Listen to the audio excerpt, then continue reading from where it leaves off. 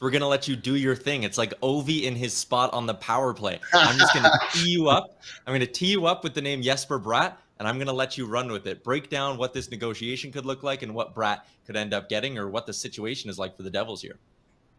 Yeah, so Jesper Bratt's a guy, 23 years old, still very young, came out of his entry level contract and hadn't really shown too much and signed a contract in the mid twos. But this year was his breakout year, 76 points. You see 0.96 points per game. That's a really, really strong points per game. I think 26 goals. So he's going to be a guy, if looking internally at his own team, you've got Jack Hughes at 8x8, and you've got Nico Hischier at 7x7.25.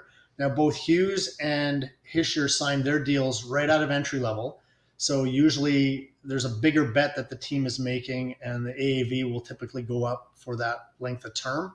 So with Bratt, I think you're probably more looking at the guys I put up there who are slightly less on the points per game and slightly higher in age, which will play into Bratt's favor. But all guys that were RFAs with arbitration rights. And that's the set of players you need to look at.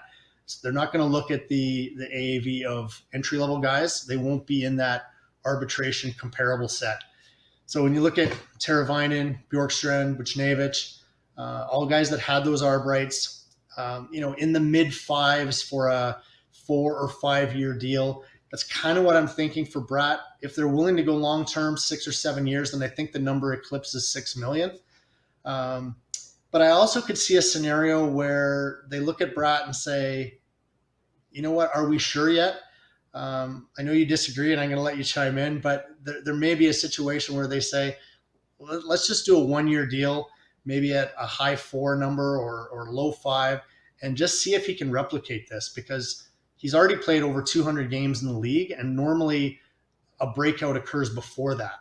And so, myself, I might have a little skepticism that Bratt is a guy you bet on long term until you see it one more year. But then obviously if you do that, that's only going to drive his price up. So if they're confident in what you see is what you get with Bratt, then, sure, go 6 or 7 years. And anyway, what are your thoughts? Well, I see it, and I really like the player. Every time I watch him, I kind of find myself going like, man, why are we not talking about this guy more? And he was nearly a point per game this season. He's shown he can, blend in well with your skill guys. I look at New Jersey, not a lot of long-term contracts on the books. Hamilton on the blue line, and then up front, it's Hughes and Hischier. I sit there and I go, if you want to be a cup contender for the next decade, look at what Boston was able to do, right? They had that perfection line locked up for what, $18, $19 million? Like, it was dirt cheap because they jumped on those guys, got them signed long-term early on in their careers and took those risks. If you believe in Bratt, I think you have to do it. I think you bring up an interesting point, though. Do they believe in Jesper Bratt? I mean, maybe there's a reason why this is a guy who's showing up on Frank Seravalli's trade targets list. Yeah, I mean, you don't know what they're thinking there. Maybe they just don't want to have 3 guys that are long-term in the books for big money, and they're willing to, move him on for something else. I know he's been connected to various players and trade rumors. Mm-hmm. But, like you said, whether it's Boston or whether it's Colorado, the way they got out ahead of, McKinnon and Landeskog, and they're obviously helping their team playing on dirt cheap contracts.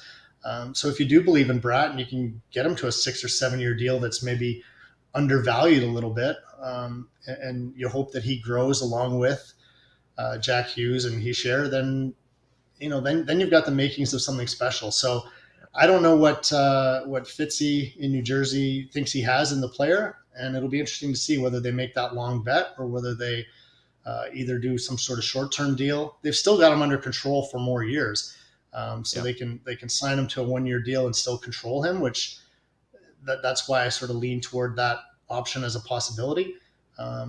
I'd be surprised if they trade him, quite frankly, but that would be a blockbuster.